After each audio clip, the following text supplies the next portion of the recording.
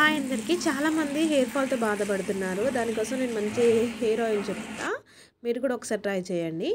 ఏంటంటే ఈ మధ్యలో చాలామందికి హెయిర్ ఫాల్ ఉంటుంది. పొల్యూషన్ వల్ల చాలా హెయిర్ ఊడిపోతుంది. దానికోసం నేను ట్రై చేశాకనే మీకు చెప్తున్నా. మీరు కూడా ఒక్కసారి పక్కా ట్రై చేయండి.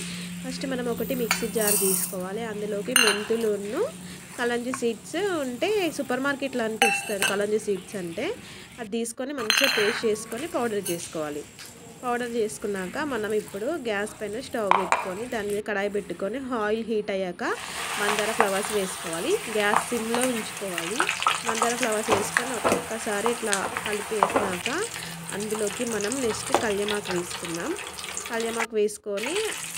కళ్యమాకు వేసుకున్నాక 5 మినిట్స్ అలా మరిగించాలి. ఆయిల్ మరిగించాక అందులోకి వేపాకు వేసుకోవాలి.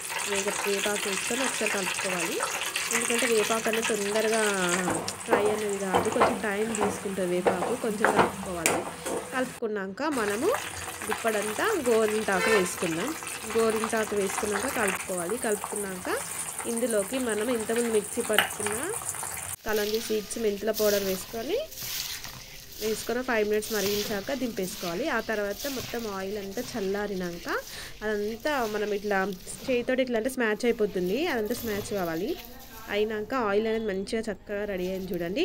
ఇప్పుడు మనం జాలీలోకి వేసుకుంటే ఆయిల్ అనేది రెడీ అయినట్టే.